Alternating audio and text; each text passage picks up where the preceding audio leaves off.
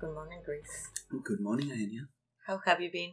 Well, I've been enjoying the sunshine and everything that all the delights New Zealand has to offer. Some people who did decide to visit these shores and unfortunately didn't leave under their own duress. Who were these people? Who are we covering today? We are covering today the disappearance and murder of Heidi Pakkonen and Urvan Hoglin, a couple of Swedish tourists whom traveled to New Zealand in 1988 and unfortunately met their untimely demise in these same shores. Some shade, some discrepancies and questions have arisen from the handling of the case. Heidi Pakkonen was born the 14th of October of 1966. She had 4 siblings, she being the only woman in her family, and she was born and lived most of her life in Stockholm,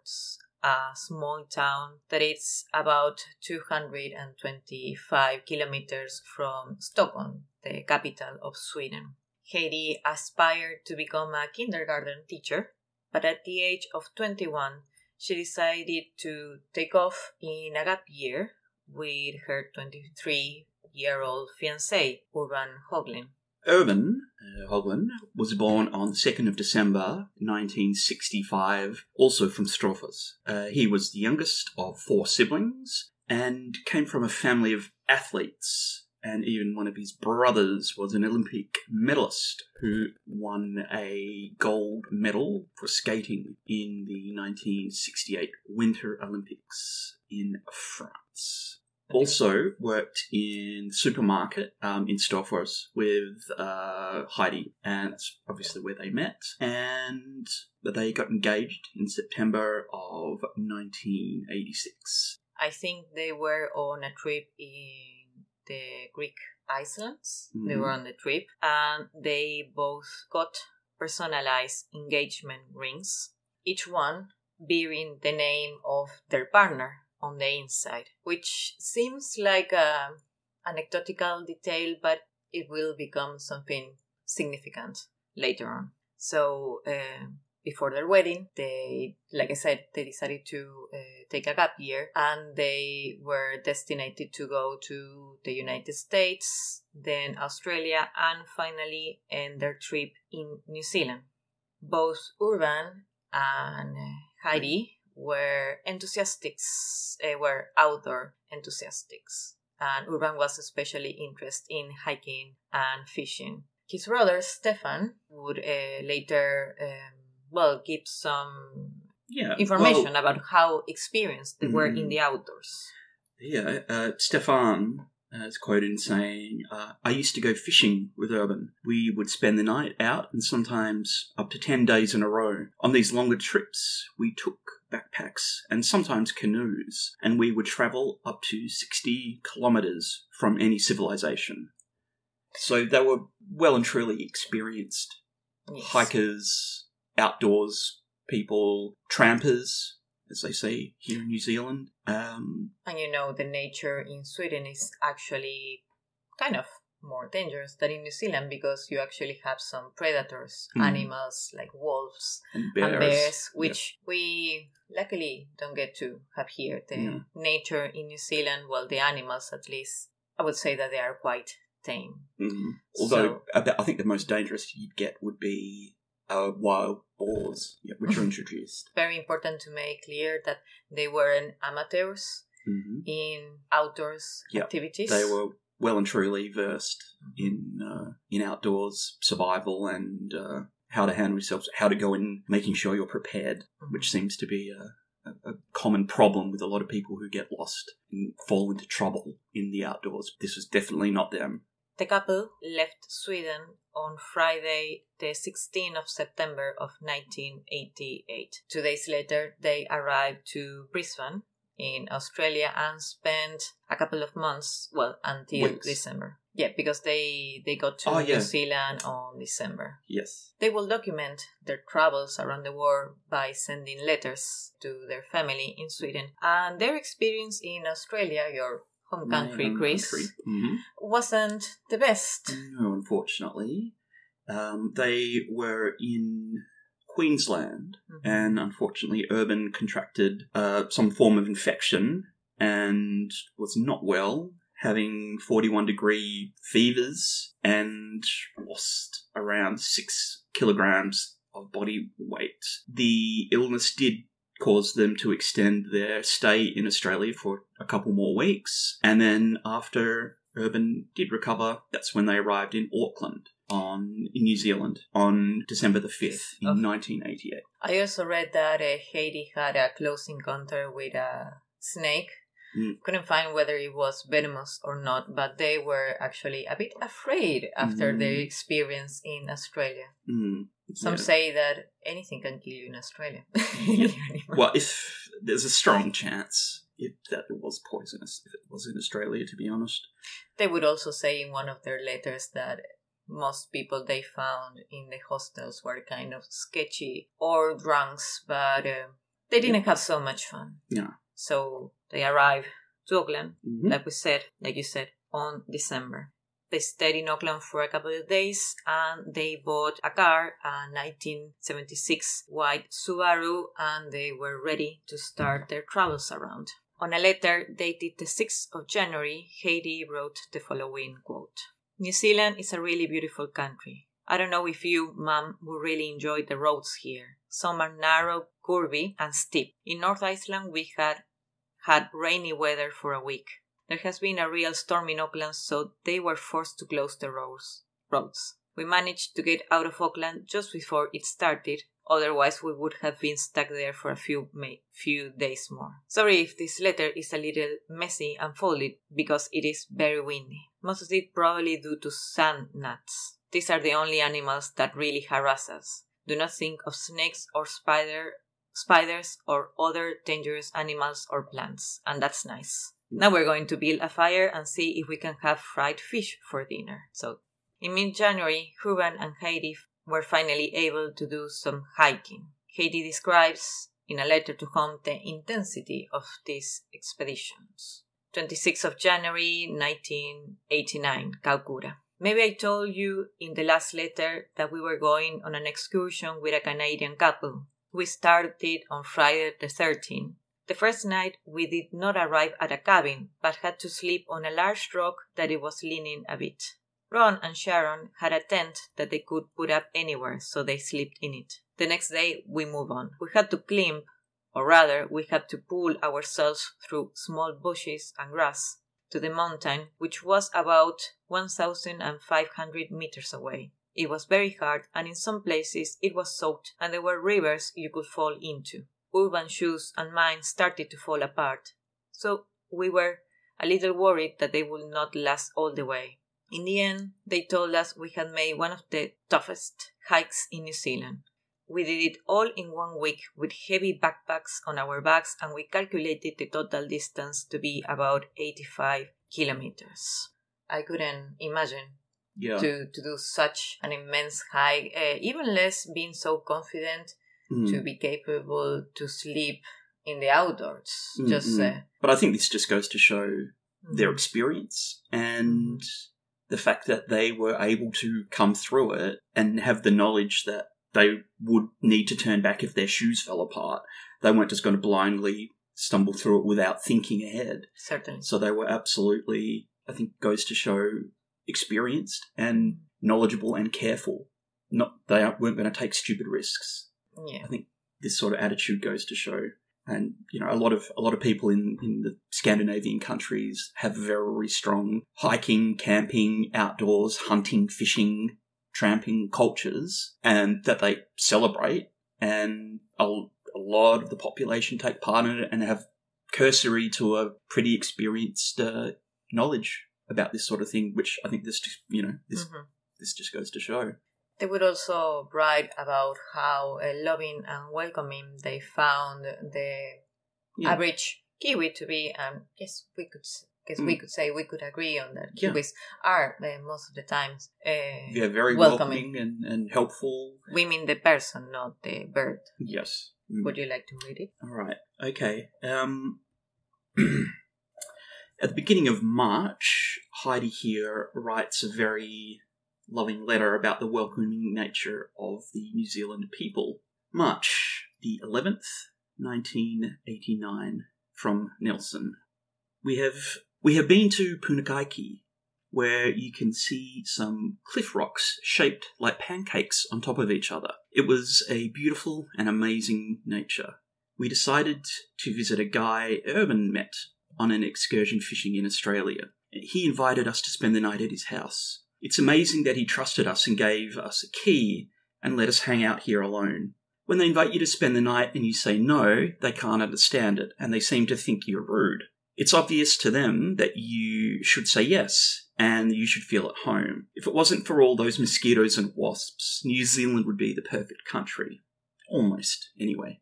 In hindsight, it's kind of sad, but really, the personal experience that a human may have in one another country shouldn't be taken as proof of evidence for the character of a whole nation. Yeah, no, that's absolutely spot on. We must agree on that, first off. Yeah. While waiting for the Picton ferry to sail back to the North Island, Urvan wrote a letter to inform his family of their plans to return home. March 16, 1989, Picton, quote, "On April 20, we will go to the Cook Island, where we will stay for 2 weeks. Then 4 days in Tahiti and 1 day in Los Angeles. We estimated that we will be home on May 7, so as not to lose the big party. Send our love to the family. We hope all is well with all of you." On Friday, the 7th of April, Urvan and Heidi sent their last letter home to get ready before heading to the airport, or heading back to Auckland, because at this moment they are staying in Thames, a small town in the Coromandel Peninsula. Heidi and Urban stopped by a local hair salon to get a haircut. The manager, Marilyn Round, and her 16-year-old employee, Paula Johnson, were the only ones in the store, and they gave their testimony of cutting Heidi's and Urban's hair. And this would be the last confirmed sighting of the couple alive, or at least one of the most believable witnesses, since they got actually close contact and they actually got to speak with the couple.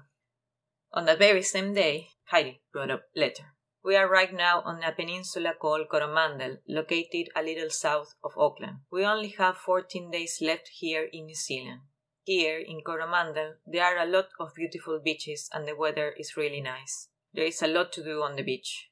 We are often alone, so there are no crowds. The campsite had its own thermal pools, and it was quite nice to sink in the pool at night, with all the stars in the sky above us."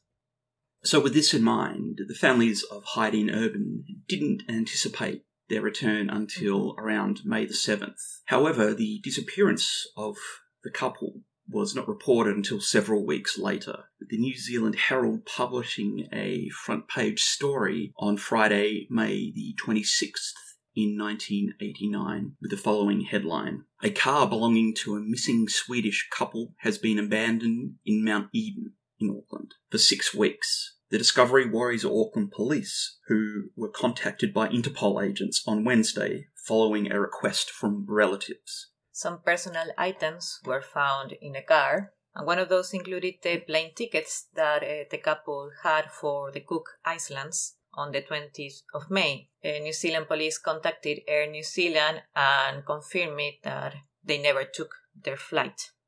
When the last letter of the couple arrived to Sweden, the disappearance of the couple had already been confirmed.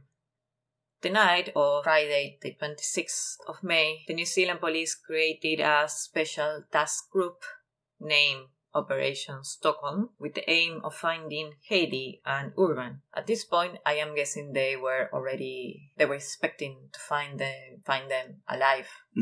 That very night, Operation Stockholm already had a lead on the case of the missing couple. That's right. A local farmer, Edward Colbert, who owned property in Tararo Creek on the Coromandel Peninsula, he indicated that he found a name tag hanging from a piece of wire on his farm, as if it had been ripped from a garment. On the label was Heidi Pakkonen, but at the time the name didn't mean anything to him, so he just dropped it on the ground. So when news of the couple's disappearance broke in late May, Colbert ventured back to see if he could locate the object. So not only did he locate the name tag, but he discovered discarded clothing, men's and women's. Then Colbert approached the Thames police. Which is where Heidi and Urban had been. Mm-hmm. That's where they had their haircut. Colbert's initial testimony was later found to have been inaccurate. While he had discovered Heidi and Urban's possessions, he would have found the woman's name tag while rummaging through the contents of the backpack that he had discovered near the property. So we have a piece of physical evidence that might have been tainted. We could guess, and I'm going to guess because we didn't get much information about Edward Colbert, not in bad faith. No. He probably found the backpack and checked it and thought, oh, a hiker lost it, or a wild pig, ragged, whatever. And when the news came, he actually realized that it was something more important. Mm.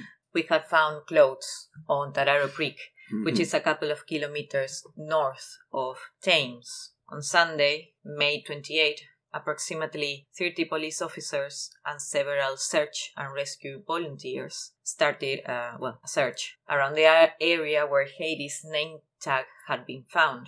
They were not only looking for the missing couple, but also looking for the tent and camping gear. Yeah. Their camping gear, exactly. Anything that would indicate them, passports, their wallets, that sort of thing. The search was carried exhaustively, and nothing of greater interest was recovered. The next day, an agent of Operation Stockholm announced to the media that this was definitely a murder investigation.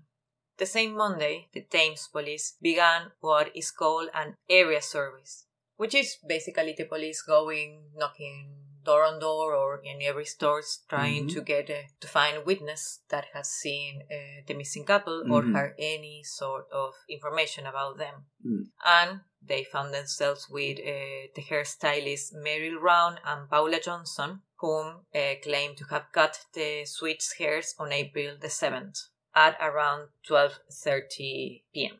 Also, more locals soon started turning up and volunteering their testimony about seeing the white Subaru car the couple was driving. 2 days after the hair salon appointment, Harry Goodwin was driving down the Tararo Creek Road on Sunday, April the 9th, with some friends when he spotted the Subaru on a road shoulder. He saw a for sale sign on the rear windshield. He also indicated that he was surprised by the number of objects inside the car because there was no one in it and it would have been very easy to break into. In the front seat, he saw at least one camera and 2 or 3 backpacks of the kind used for hiking in the back of the car. And this is around 5 p.m. The next confirmed sighting of the couple's car, not of Heidi and Urban, was on the 14th of April in Hoglin, actually.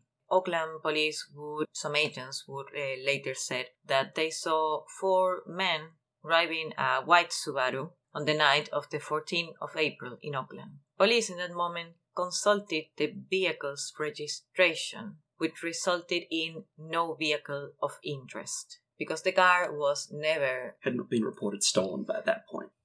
Are there any specific dangers that people could found themselves or special risk among the Coromandel Peninsula?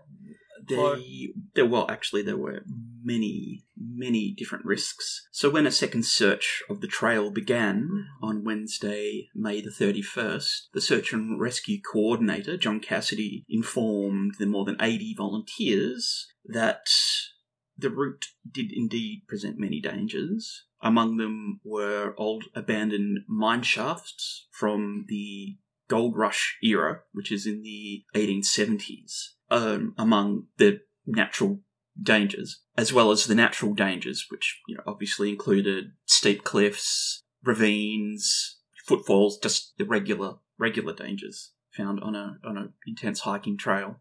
And a clue was found among that time, but not as a result of the search, but by a statement made from John Cassidy, who was the search and rescue coordinator. John Cassidy will tell to the senior detective that was in charge of the Operation Stockholm, John Hughes, that on April the 8th of that same year, Cassidy was hiking with a friend, Mel Knauf, and they had been walking for several hours when they came across a man and a woman around Crosby's Clearing, which is, another trail that is farther north from Thames and Tararo Creek.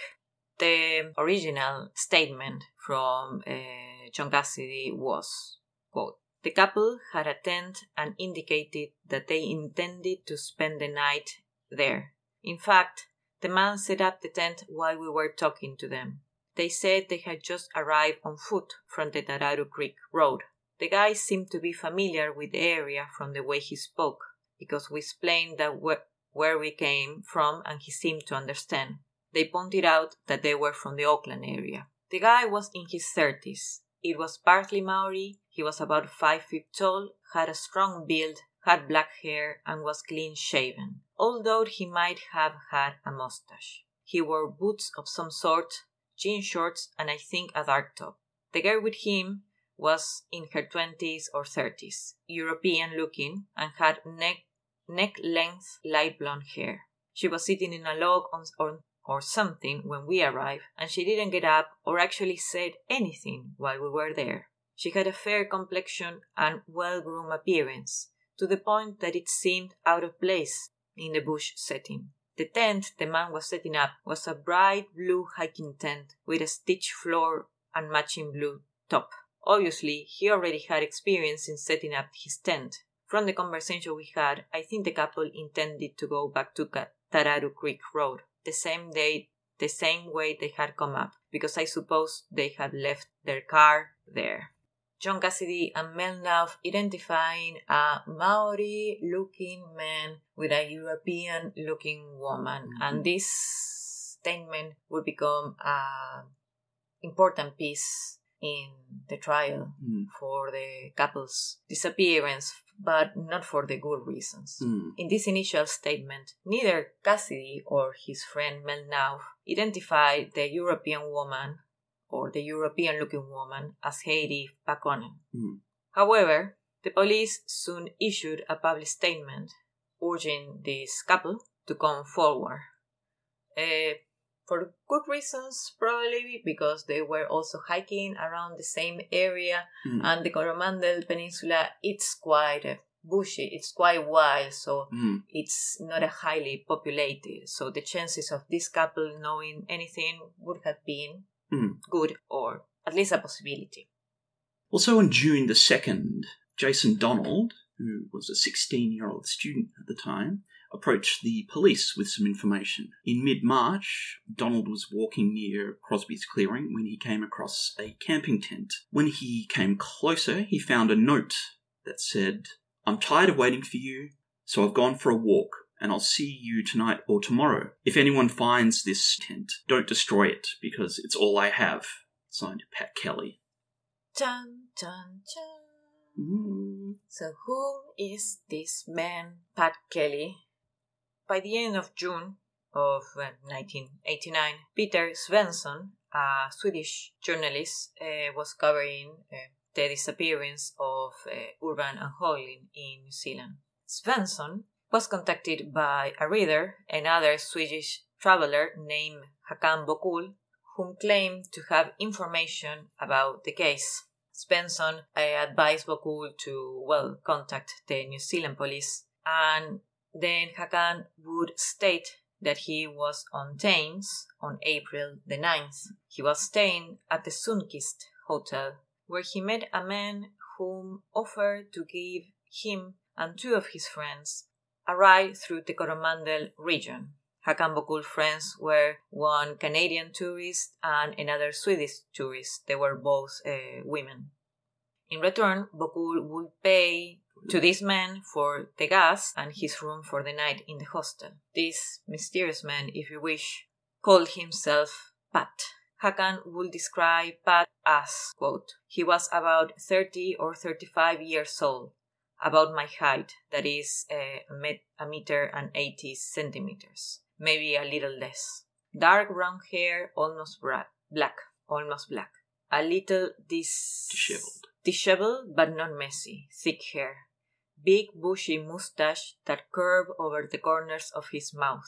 Mentally, he didn't seem temperamental or depressed or overly happy or anything like that. Rather normal, I would say. I found him quite nice as we traveled around the bay." Bokul indicated that they took the ride that Pat offered in a white Subaru with bull bars in the front. That was a detail that we forgot to say. That's how the white Subaru that Heidi and Urban had bought. Hakan would also indicated that there was no luggage in the car, that there was only a bucket with a telescopic rod and a fishing line. With all this new information, the police contacted the Sandkist hostel. They were able to verify, indeed, that there was a traveler, Hakan Bokul, that stayed there from April the 9th to the 12th.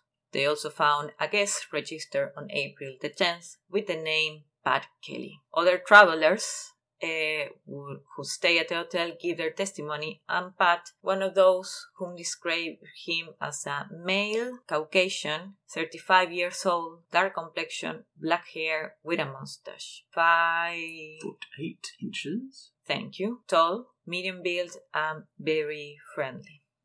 A phone number was listed in the check-in under the name Pat Kelly, or I'm not sure about this fact. I also read that he had made a call. Pat Kelly had made a call. Oh. So police discovered that that number was a property landline in Auckland. Unfortunately, a new guest had recently moved to the property before the events of June 1986, before the disappearance of Heidi and Urban. But the police were able to contact and found the former owners of the house. The previous tenants. The previous tenants. A couple named Christine and David Tamihiri. The main suspect, some might argue, responsible of the disappearance of the couple. What can you tell me about David Wayne Tamihiri? Well, David Tamihiri was born in 1954. One of 12 children, his family had Maori ancestral lands on the Coromandel Peninsula. After having problems at school, he left to work in construction and in the steel industry. At the age of 19, in 1972, Tamihiri killed Mcherry Barcham, a 23-year-old exotic dancer. He did this by hitting her with the butt of an air rifle. According to David, the death was an accident. He says, "I thought she had set me up with her boss. I went to get the rifle and turned to get to the door, but the gun hit her in the head and I fired. That was accidental rather than deliberate." He spent 2 years in prison for the murder. Upon release from prison, Tamihiri continued to work in the steel industry. Then in 1981, Tamihiri met his partner Christine and they had 2 children together.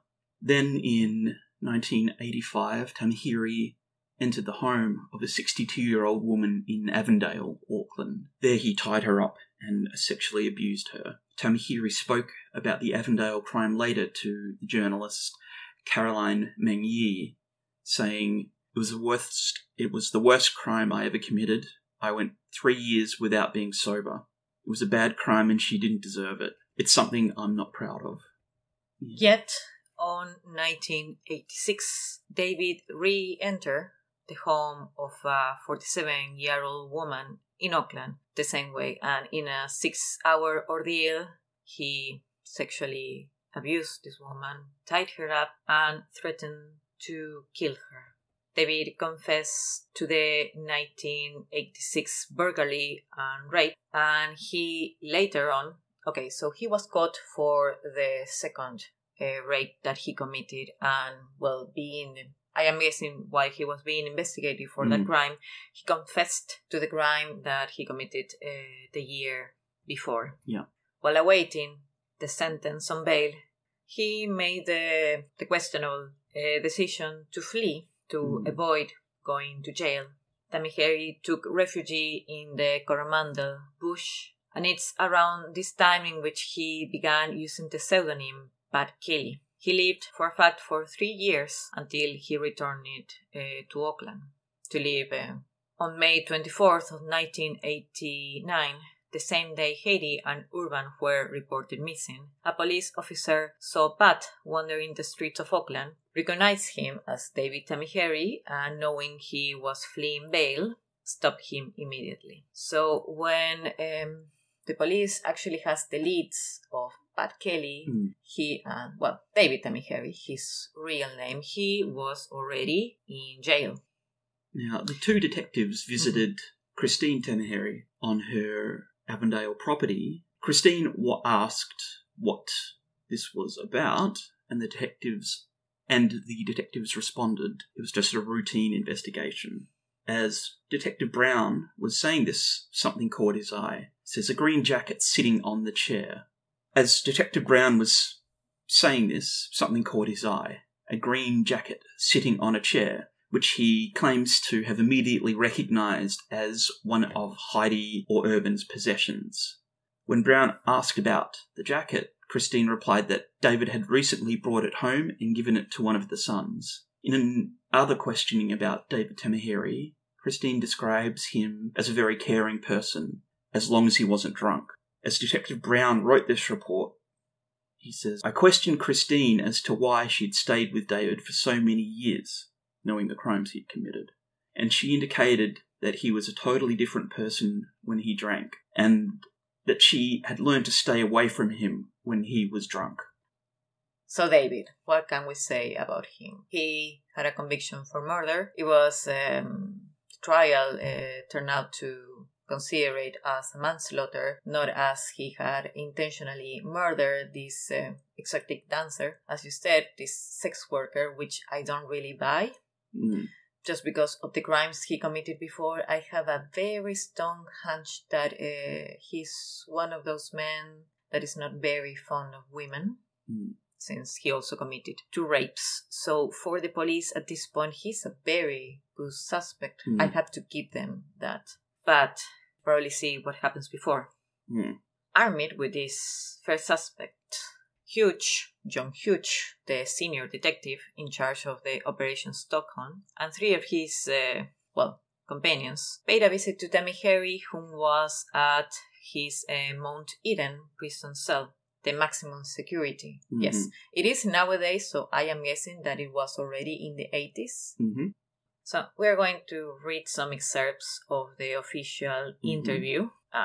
We're skipping some parts. We are paraphrasing some parts, but the essential, it's in there. So I'll be taking the part of the police. Okay, so and I'm the killer here. So, police.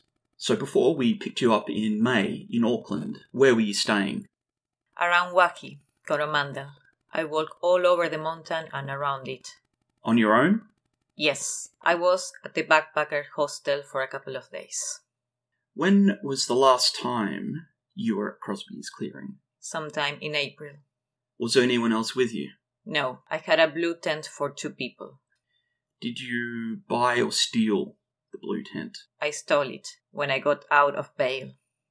Do you remember leaving a note in the tent? Yes, to say that I was going to look for it again. Did you put your name on it? Yes, Paakkonen. Did you get into a white Subaru in Thames? No. Did you give your son a wet weather jacket? Yes, it was in a cardboard box. Just the jacket? Yes, there was also some food. I think there were some small binoculars in a zipper bag, green. Where are they? At home. Is that all you found? Yes. Are you sure? Oh yeah, there were also 2 backpacks. Where? Next to the cardboard box. In the box? What did you do with them? I sold them at a pawn shop. After a short lunch break, the questioning? No, it's... Yeah, the questioning. The interrogation. Yeah. When the cops came back, David, unsurprisingly, returned with a confession. David would then admit to have stolen the white Subaru that happened to belong to Heidi and Urban. David recounted his actions, the actions that led him to take possession of the vehicle. He would claim that he was hiking on April the 10th around Crosby's clearing, and his tent was found, so that's probably true. But then he got at the beginning of the track when he found a white Subaru wagon filled with campaigning gear and a camera. David felt the exhaust pipe and noticed that it was warm, not hot, so he assumed that whoever owned the car had been there a while ago. He used a nearby number 8 wire to open the door handle of the car. When he searched the vehicle, he found a set of keys in the glove compartment. Now, with his new vehicle, David headed to the Sunkist Backpacker Hostel, where he registered as Barcheli, his pseudonym on the run. At this shelter, he overheard 3 fellow travelers, 2 Swedes and 1 Canadian, that is, Hakan Bokul and his friends, that were complaining for not being able to do a tour on the peninsula, and quickly offered them a road trip in exchange for the gas and the $12 he had to pay for sleeping in the hostel. The next day, they took a tiki tour around the Coromandel Peninsula, and one of the Swede tourists, not Hakan, but the other woman, told him that she needed a ride to Auckland, and he offered her a drive there because he was heading back to his home anyhow. He dropped her off at the hostel near the Auckland hospital, then he drove to a train station where he abandoned the car and returned the keys in the compartment. He also took the belongings that were in the car already, 2 backpacks, the binoculars, the jacket that he later gave to one of his sons, and he pawned the rest of the equipment for $100. This was his initial statement, and at this point the police doesn't quite buy that he claims not to have any involvement with the couple's disappearance. And now the questioning becomes a bit more spicy, if you wish. Do you want to play the police again? I shall. Well, Dave, you must have some really big balls. The guy has just been on the run for 2 to 3 years, steals a car and then drives it around the area for a day or so. How do you know they wouldn't have caught you? The owners could have come straight out after you, grabbed it, and then reported the theft. I had the property papers. I've done it before. I once stole a car that had the ownership's paper on it. When the police stopped me, I showed them to them, and I just said that I had called and told the police that I had found it. They believed me, and I got away with it. Well, Dave, I'm telling you the reason you knew the car wasn't going to be reported stolen is that you ran into the people and have done them. No way. I had nothing to do with it. If you want to accuse me, accuse me. Yeah, but Dave, you knew the car wasn't going to be reported stolen, right? Look, I stole the car. I've never seen them or done anything to them. I don't know anything else about it. I stole the car, and that's it. So, since he confessed to the theft of the car, David Tamihiri was charged with stealing the Swedish couple vehicle and stealing its contents. On July 12th, Tamihiri briefly appeared in court, and New Zealand was able to see the quote-unquote suspect for the first time. He would have to appear in court again a couple of weeks later. And this is where things get tricky, because the police would contact John Cassidy and Mel Knauf again. Let's remember, they claim to have seen an European-looking woman with a Maori-looking man in Crosby's clearing. And this is actually something that goes against protocol, I believe. They asked John Cassidy and Mel Knauf to go to court when Tamihiri was being on trial for the theft of the car, just for them to check whether this man was the man that they have seen before. And at this point, Mel Knauf and John Cassidy went to see Tamihiri to get a look at the suspect. And unsurprisingly, Cassidy changed his statement, or he updated his statement. Do you want to read it? During the weekend of July the 22nd and 23rd in 1989, Inspector John Hughes asked me to come to the Thames District Court at around 10 a.m. on Wednesday, July the 26th.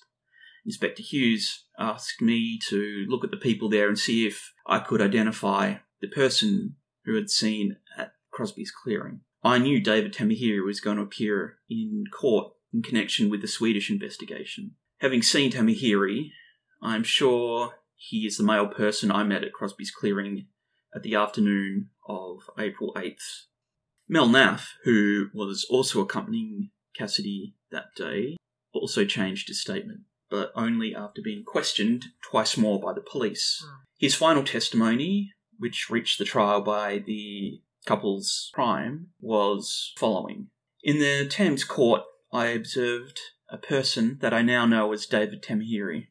I saw this person 3 times and was able to conclude that David Tamihiri was the same person that both I and John Cassidy had spoken to at Crosby's settlement area on April 8th. After seeing the person, I'm 90% sure it was the man from Crosby's. So, there's a lot of stuff that it's a contradiction, really, in this statement. One key fact would be the mustache of David Tamihiri. Yet, neither of them, neither John Cassidy or Mel Naff, would confirm that this blonde woman that was seen with the man they saw at Crosby's clearing was Heidi. Naff also stated that he couldn't remember that the man that he had seen had a mustache. The man that he claims was David Tamihiri, which is a direct contradiction with the witness of Hakam Bokul, the Swedish tourist, and the other tourists that saw David Tamihiri in the Sandskin Hotel.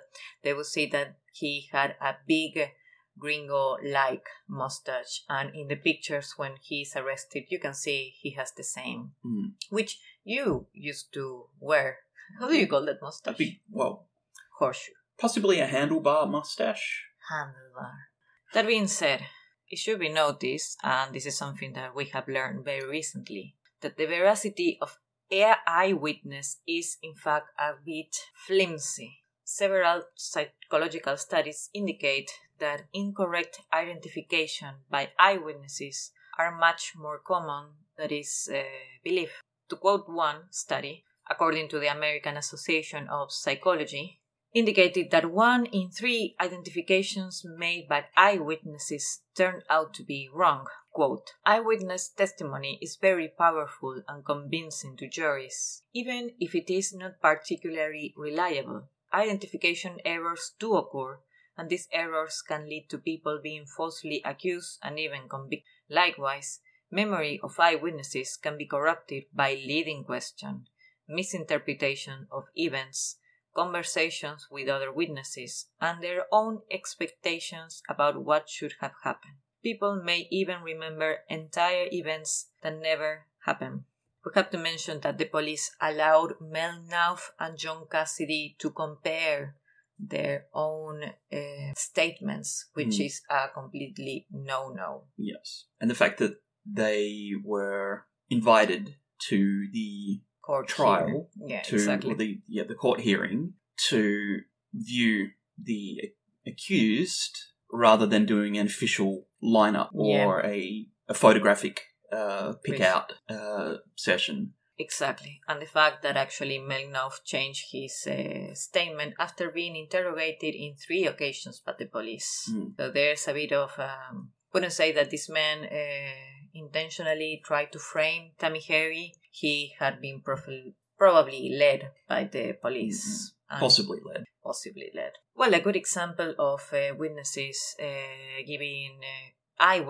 giving contradictory statements. I mean, another example that we can give that happened in this case, in the Swedes, in David Tamihiri trials, is that Ed Corbett, one of the witnesses that said that saw the white Subaru that belonged to Heidi and Urvan, said that he had read in the car the price of $2,500. Another witness, Harry Goodwin, whom we already mentioned, said that he had read $2,995. And a third witness, Jennifer Gladwin, indicated that the police that the price of the vehicle was $2,200. And we are just talking about numbers. We are not even talking about people. And we shouldn't forget about the bias and, well, the racial profiling. Because at this moment, the only thing that John Cassidy and May Nauf were agreed before they saw Tamihiri is that they saw a woman that looked European and a man that looked part Maori, and David Tamihiri is Maori. Indeed. So, with their statements, will Cassidy and Nauf's statement claim to recognize. Once Cassidy and May Nauf claimed to recognize David Tamihiri as the man who was in Crosby's clearing, he was officially charged with double murder. The trial began on October 1990. The Crown, which is how the state it's called in New Zealand, when prosecuting, whom were prosecuting, presented its evidence. One was Tamihiri's relationship with the Swedes' belongings, including their car and his blatant use of a stolen vehicle. His second piece of evidence was the statement of John Cassidy and Mel Nauf.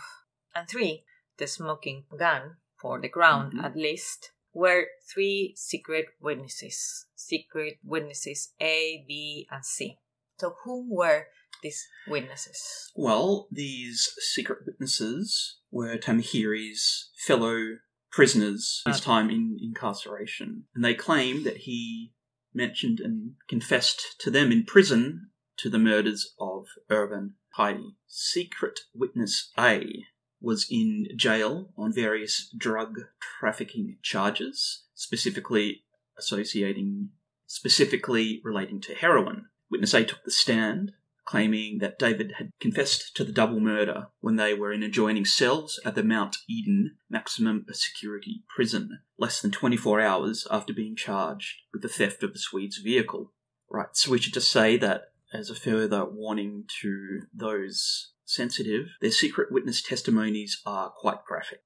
We're adding a trigger warning for sexual abuse and murder. Witness A's testimony is as follows. David said he met them on the Saturday in the bush. He said that they met on the road. After exchanging greetings, he said that they were very friendly. It was then that they agreed to let Dave and his companions act as their guides. It was then that they told Dave that the car was parked on the road. I asked him, when were they attacked and raped? And he said it was on the Saturday afternoon in the bush. I asked him how he located the girl with her boyfriend there. He told me that the boyfriend was tied up, that his companions with him... He told me that the boyfriend was tied up, that his companions had him, and that he hit the girl in the stomach, who fell on her ass. She was very scared. He took off her pants. I told her what was going on with the boyfriend. He said he had first belted the boyfriend in the neck before hitting the girl, and when the boyfriend fell down, that's when his buddies took over. I asked Dave if she was a good route, and he said, yeah, she was. I told him if she was so good, why'd you hit the guy? Dave said, I'm a slut, I'll fuck anything. And he explained to me that when he got off the girl, one of his buddies took over. He started rooting the girl, and one of his buddies was rooting the boyfriend, so Dave decided he wanted to try the boyfriend too. When secret witness A was asked if Dave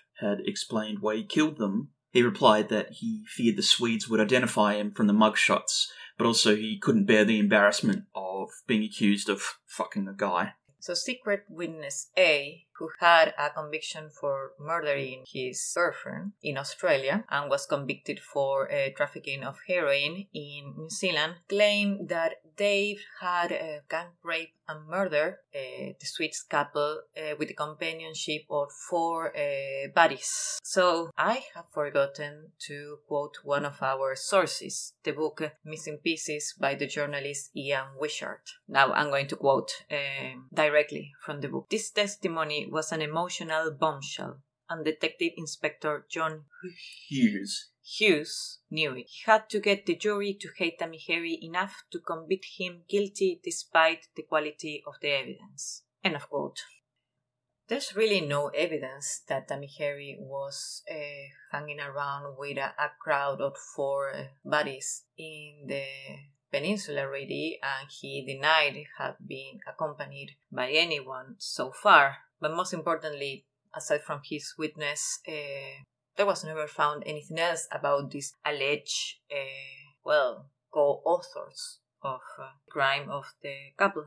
Secret witness B would claim that while smoking a marijuana cigarette outside the prison's chapel with Tamihiri, he had boasted that the police will never found the bodies of the couple because he had chopped them up and disposed of the parts. He would say that Tamihiri said, allegedly, I chopped the fuckers up. There's a lot of vulgar language in this. And secret witness C was the most descriptive, and perhaps for this reason was the testimony that was taken as more truthful by the jury. Secret witness C would say, quote, he told me about the attacks he made on both the girl, Heidi, and the man. As for the man, he said that he had tied him up while he was attacking the girl, but he told me that he had also Donald ducked the man. Donald duck being like slang for sexually abusing. He told me about the attacks he made on both the girl, Heidi, and the man. As for the man, he said that he had tied him up while he was attacking the girl, but he had also told me that he had Donald ducked the man. That's a prison slang for sexual assault. I didn't really believe him when he told me that, but I know he's an animal. He told me that he had killed the man by smashing his head with a piece of wood. When he was talking about the attack on the girl, Heidi, he said that he had raped her several times. He said she was terrified. The first time he raped her was in the bush, and that the man had been tied up when this happened. He told me that he had stolen a farmer's tent and had kept it for several days. He said that the other attacks on Heidi had taken place in the tent and that he had killed her by strangling her in that tent. He told me that he had then put the tent back at the farmer's house. He did not tell me exactly where the attacks took place, but that it was in the search area. He told me that he had almost been let loose by a couple who had come across. He did not say what they were doing when this couple came across them, except that the girl was sitting down. He didn't say which couple it was. I just thought he was talking about a man and a woman. At the time this couple came across them, he said Heidi was too terrified to say anything because the man was tied to an nearby tree. When he told me about disposing of the bodies, he told me that he had disposed of the 2 bodies at different times. The man first and Heidi a day or 2 late. He told me that he had kept Heidi for a day or 2 after killing the man. He told me that he had strangled Heidi. He told me that he had stolen an aluminium boat with a motor from a motor camp in front of a pub. He said that he had kept the boat for several days and he had used it to dispose the bodies and then return it. The testimony, the secret witness C, met many requirements to support the Crown's case against Tamihiri. Above all, it appears to support Cassidy's and Now's testimony that they had seen allegedly Tamihiri at Groceries Clearing on April 8 with a blonde woman. This testimony was compelling and moving to the jury. And actually I read that one of the jurors passed out after listening to the witness.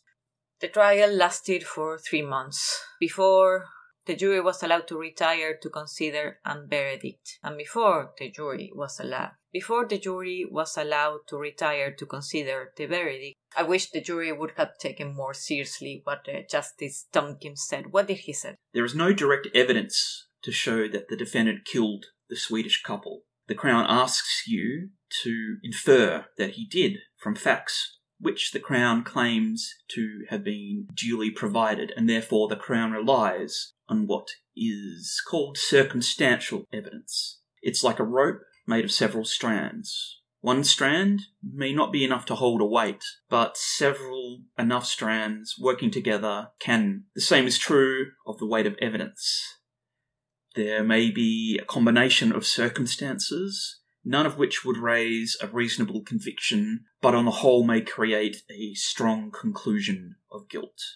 The jury returned, and they found David Tamihiri guilty of the double murder of Heidi Pakkonen and Urvan Hoglin. He was sentenced to life in prison with a non-parole period of 10 years. David Tamihiri, in the meantime, continued to assert his innocence. Some 10 months passed since Tamihiri's conviction.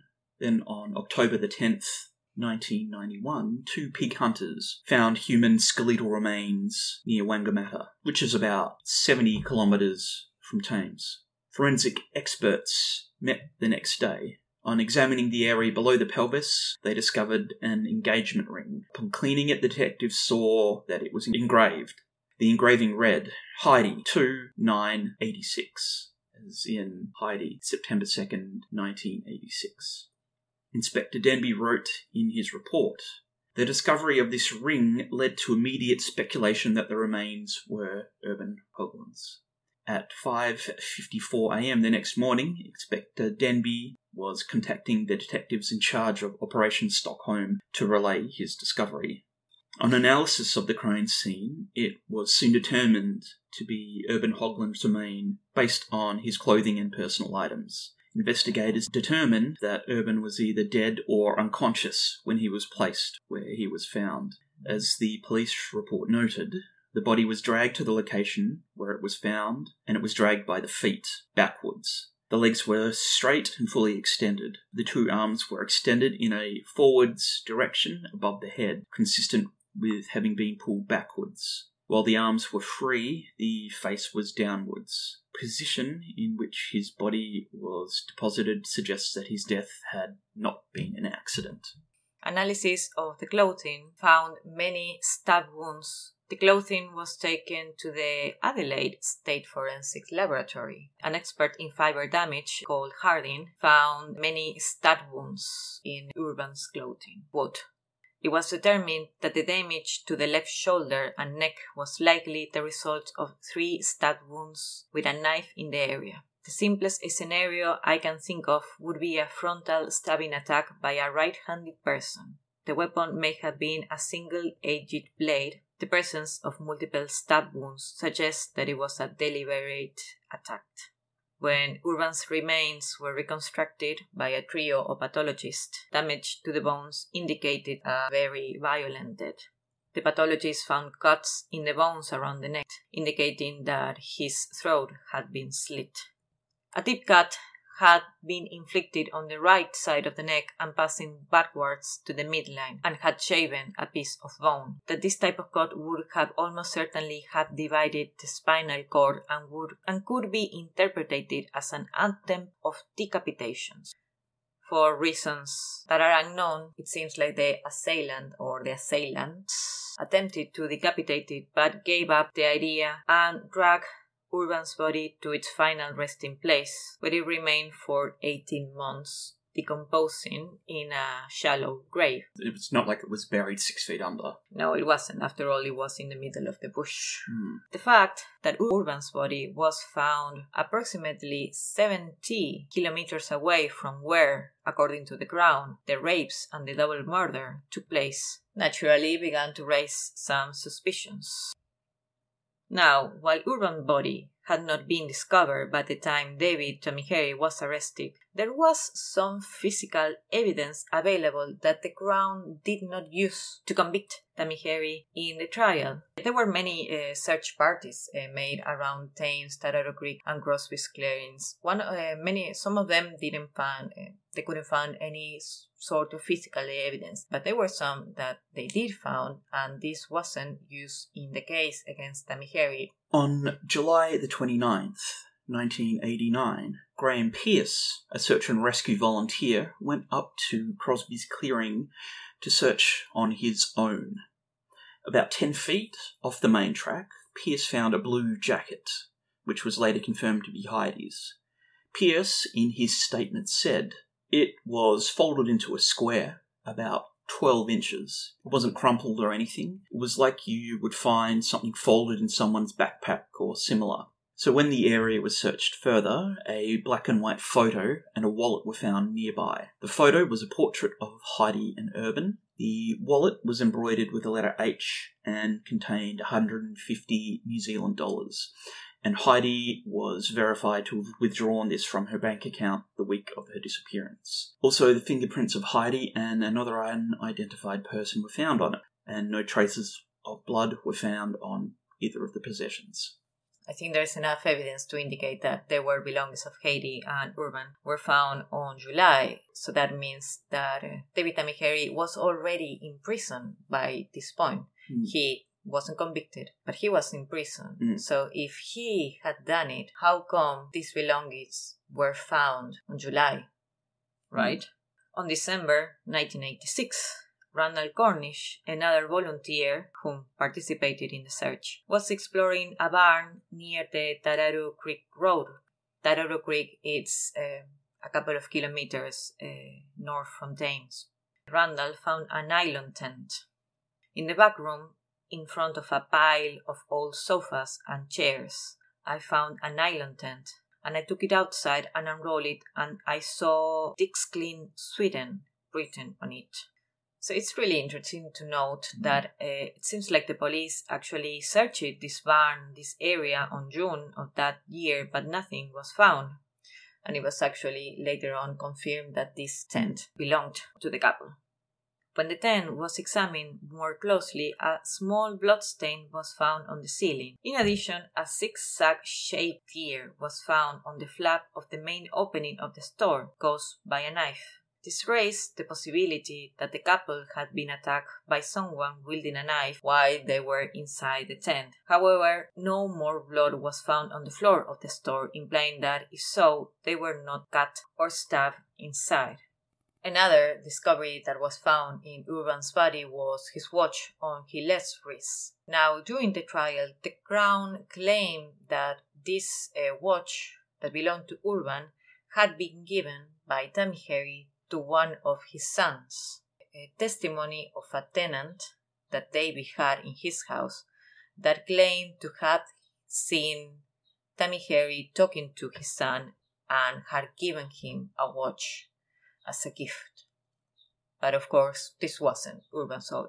And this new evidence was also contradicted by the evidence given by Secret Witness B and Secret Witness C. Secret Witness B testified that David Tamihiri had confessed to him that the police would never find the bodies because he had cut them to pieces.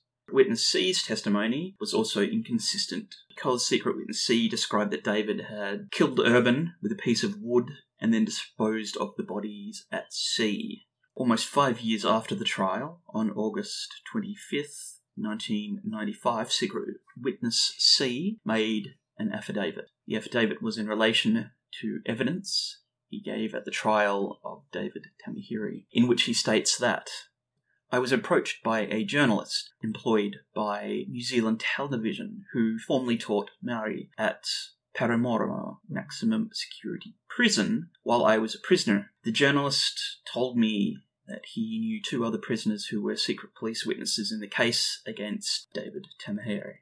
The journalist told me that there were big offers for them and that if I was interested in being a secret witness, I should let him know. I informed the journalist that I was interested. Shortly thereafter, he introduced me to Detective Sanderson, who I believe was stationed in Hamilton. Sanderson visited me at Paramora Maximum Security Prison. The meeting took place in the journalist's office just outside visiting hours. Sanderson told me that a sum of money up to $100,000 was available in case I decided to give a statement useful to the police in their prosecution of Tamihiri. I was told that a watch belonging to the male Swede was given to Tamihiri's son. I was told that Tamihiri and the 2 Swedes were approached by vagrants, and at the time, the Swede was visibly distressed. I was also told that a body was thrown into the sea. Sanderson wanted me to say that all this was told to me by Tamihiri. Sanderson said that he would then return with a typed statement for me to sign, and that the officer in charge was former Detective John Hughes, on whose behalf he was acting. Sometime later, Sanderson returned with a typed statement for me to sign. Again, this visit occurred outside of normal visiting hours. I saw him in the boardroom where the parole board hearings were being held. I refused to sign the statement, and to this day I don't know who signed it. I was in my last 18 months of an 11-year sentence. I had no money to get out. It was the money I wanted. Even though I didn't sign the statement, I went along with the police plan to be a secret witness. Again, Sanderson emphasised the benefits he would get if he helped the police. He spoke of the money and the support Detective John Hughes was willing to give me at the parole board hearing once I was eligible for that hearing. After Tamihiri was convicted as the alleged killer of the Swedes, John Hughes flew to Christchurch, where I'd been transferred, to support me at my parole hearing. I was released from prison on December the 14th, 1992. The fact is that Tamihiri never made any confession of any kind to me. In fact, Tamihiri always maintained his innocence. After serving 11 years in prison, I lost track of things when I got released. But I always intended to do something about the mistake. Eventually, I got in touch with Tamihiri's family, and making the statement, I realised that it may be compromising of my own interests. There is likely to be a pushback from other prisoners. Police and prison officials and other official persons may be equally unforgiving. They may exert pressure on me through their contacts in the justice system. Whatever consequences this statement may have for me personally, I'm more concerned about the interests of David Tamihiri. I no longer want to be associated with the fabrication of evidence used by the police in their case against David Tamihiri. So here we got one of the main secret witnesses explicitly telling that both the police and a journalist fed him information on the case in order to get a conviction on David Tamihiri, and so he will get a benefit, which is what happened with the other two witnesses. They had been promises. That's right. Promised a benefit for the trial, and that's why. On his part, Detective Sanderson denied offering money in exchange for his testimony in a rebuttal statement. Quote, "At no time did I give him, witness C, the information in connection with the police investigation contained in his affidavit, nor did I offer him any inducement in money or other privileges to give evidence for the police. I am aware that it is alleged that I told witness C that he would be supported at a parole board hearing. Although I do not specifically recall making such a statement, I am aware that it is not uncommon for support to be given at parole board hearings when prisoners have been helpful to the police." Detective Inspector John Hughes was equally dismissive of the claims of witness C, who stated it's absolute nonsense. "Up until now, and despite witness C's background, I believe he was sincere as to his motive for coming forward. He did not ask for anything special at the time. He was respectful to the Crown, defense counsel, and everybody else, and explained why he was there. He was sick and tired of hearing Tamihiri citing what he had done."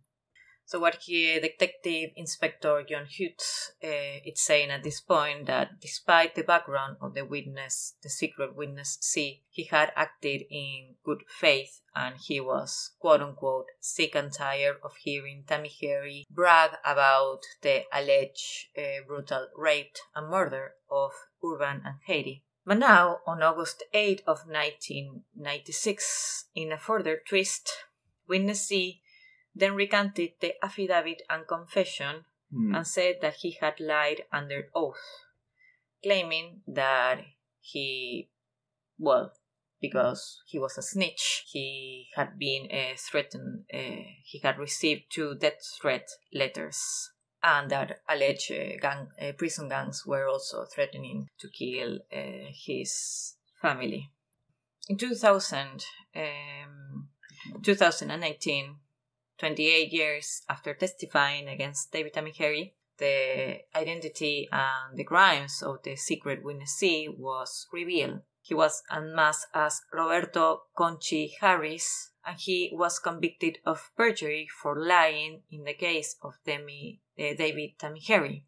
With this unmasking, the nature of his crimes were also revealed, who carried several convictions, including double murder, and he was also released, revealed to be a sex offender. So this guy was claiming, he initially claimed to have partaken in the trial because he was sick and tired of hearing Tamihiri brag about his crime. Now this guy is as much as a sex offender and a murderer as David Tamihiri.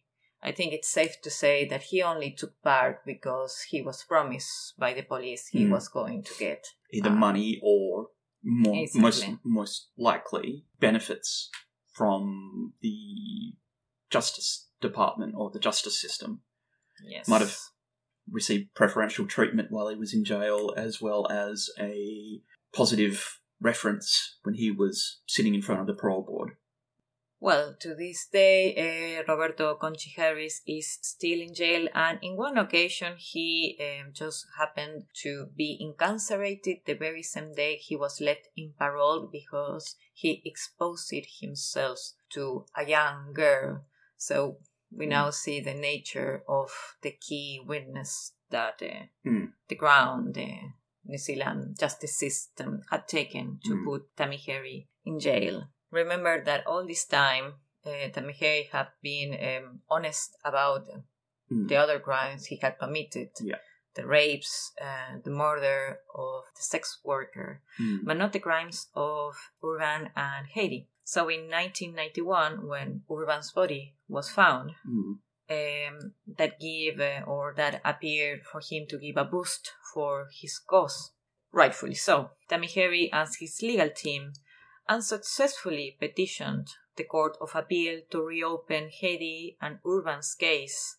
In May, the court ruled that the Crown's evidence provided compelling circumstantial evidence that David had murdered the couple, adding that there is nothing substantial in David Tamihiri's defense claim that the skeleton revealed new evidence, although it contradicts physical evidence and all the secret testimony. As the justice mentioned in his closing statement to the jury about the analogy of a rope being made of strands of circumstantial evidence. A few of those strands were severed, weakening the said rope. So I think that's... While new evidence wasn't applied, a lot of the circumstantial evidence was contradicted, so it did bring into question the entire jury's outcome. Yeah, I find it very outrageous that the Crown would say as far that the skeleton gave no new evidence. It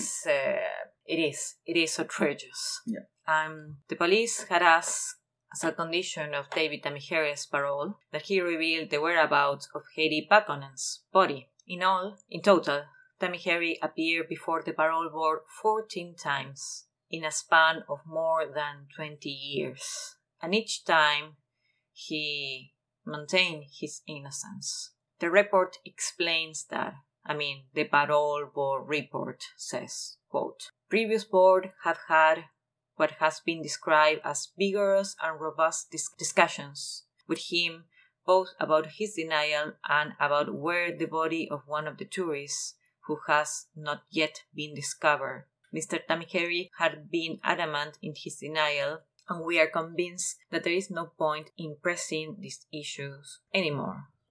David Tamihiri was released on parole on the 15th of November of 2010. Nearly 20 years after he was convicted for the double murders, and he had been given strict parole conditions, including that he must stay out the area where Heidi and Urban disappear, that is the Coromandel Peninsula, because the parole assumes that if he gets close to it, he might get rid of some evidence.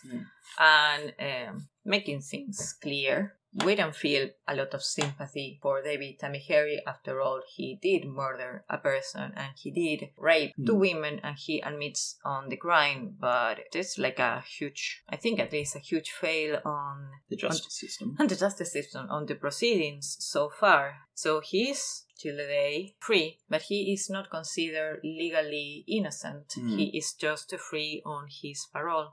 During his time in prison, according to report issued to the parole board, Tamihiri did make some great strides in regard to his risk to society. stating that as a result of the counselling he received, and with special assistance from the Department of Corrections, and encouragement from his family, he undertook and completed the adult sex offender treatment program. And he had gone from being a very closed person to being quite open about all aspects of his past life, and showing great and increased ability to manage his risk successfully. And he had also made progress with regard to his alcohol use, saying he now understands that he has to consider himself an alcoholic and that he will not drink again. On 2018, when the identity of the secret witness C was revealed as Roberto Conchi Harris, and also his former crimes were also known, Tamihiri's attorney, Murray Gibson, filed 2 pardon applications and a petition to Governor General to have the Court of Appeals re-examine the murder case. Gibson said he would approach Prime Minister Jacinda Ardern for a pardon in the same way that Arthur Allan Thomas approached the former New Zealand Prime Minister for a pardon in 1979. But by now, if any of our listeners is not a Kiwi or they are not very familiar with the case of Arthur Allan Thomas and what his link may have to the case of Heidi and Urban, well, we have to look a bit into the life and career of John Hughes, the senior detective who was in charge of the Operation Stockholm. Now, who was John Hughes? Chris. Well, Detective Hughes was no spring chicken when it came to homicide investigation in relation to the Swedish couple. He was involved in the investigation of the murder of Harvey and Jeanette Crew, a Kiwi couple who were murdered on their farm in 1970 on June the 17th. Now, A.A. Thomas was a farmer who was a neighbour of the Crews and who was also convicted for being the alleged perpetrator of the couple's murder, although it later turned out that Thomas was framed by the New Zealand police, who had in fact planted physical evidence in Thomas's home and, more precisely, the police had placed shotgun shells around Thomas's rural property to frame him for the murder of Harvey and Jeanette. A.A. Thomas was later released and given a special pardon by the New Zealand state for the conviction he'd received. Now, it's said that among the police force, Detective John Hughes was known by a particular nickname that was given to him by his colleagues. He was called the Gardener, because of his habit of planting evidence at the scene of a crime. Hughes was never investigated of this allegation, despite other accusations of fabrication of evidence which he was accused of, because he died in 2006 at the age of 73 due to cancer. For some people, well, as it sometimes happens with corrupted cops, they held him as a top-notch detective, despite all the accusations and the evidence, really, against him. If we consider the possibility that Tamihiri is innocent, or at least is not guilty, which legally it doesn't mean the same, if we consider that there wasn't enough evidence for him to be imprisoned, where do the alternative paths, or what alternative we have to explain what happened to the Swedes, to Heidi and Urban? We know for sure that Urban was indeed murdered. In the meantime, the body of Heidi, or Heidi herself, if we want to fantasize that she might be alive, was never found. So what are the possibilities that Ian Wishart, in his book Missing Pieces, which is a very, very good journalist and investigation work. According to Wishart, we have 3 hypotheses. On the first one, a Rotorua man called George Foley had escaped from a mental health institution and was living in Waihi, Coromandel, in 1989, the year where the disappearance of the couple happened. While he was in Wahi, George Foley attempted to attack a priest after his request to take money from the donation trade was refused. Apparently, it was a particularly violent attack, and for reasons unknown, we don't have exactly what the diagnosis of George Foley was, but there are some evidence that he had some violent tendencies. After this attack to this priest, Foley fled to the Coromandel bush and ended up living near Wangamatta, close to where Urban's body was found a couple of years afterwards. Foley was described as looking very much like David Tamihiri. Bill Davis, a local who knew Foley from going to school with his children, said that weeks later Foley reappeared in the bush. He approached his home in Waitanga wearing a green army sleeping bag, and he would say, quote, "He was a little agitated, quite agitated. He had mood swings. He looked like David Tamihiri. If you put them 15 feet apart, you would think they were related. If you got a picture of Hughes and put them side by side, they would look familiar." End quote. Bill Davis went on to say that Foley had threatened his son with a baseball bat and had stolen his car. He then proceeded to go to Auckland. Apparently, he had an accident. There was a truck parked on the side of the road, and they had spoken to the driver of the truck, who said that Foley was coming straight at him, that he knew exactly what he was doing. He was coming straight at his car, waving his arm out of the window, like he was trying to kill himself. He was in trouble, and he lost his arm on that accident. In addition, it appears that George Foley confessed to have committed the crime of the Swedish couple to his mother. His mother confessed his son's confession to the Davis family, some neighbors of them, and the Davises tried to contact Operation Stockholm, but the police told the Davis that they weren't interested in the lead because they already had David Tamihiri as a prime suspect. A second option is there is evidence that there is other type of criminal activity in the Coromandel area, which is cannabis growing.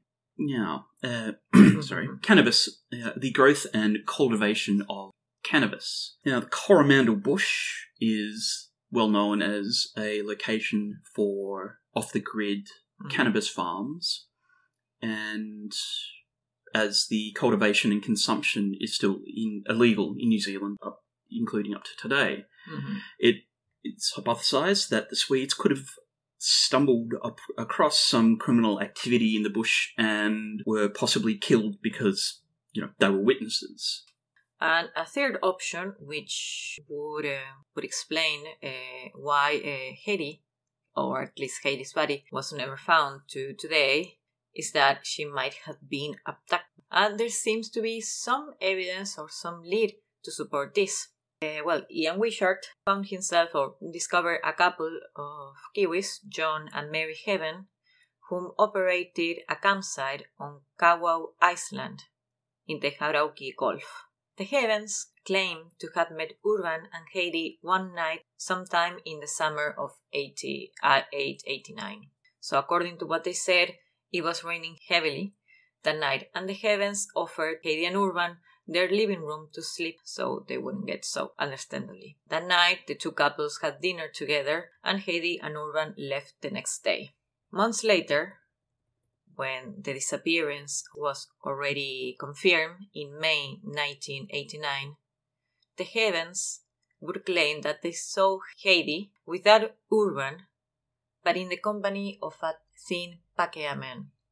Pakea is the name for white or European descendant persons in Maori.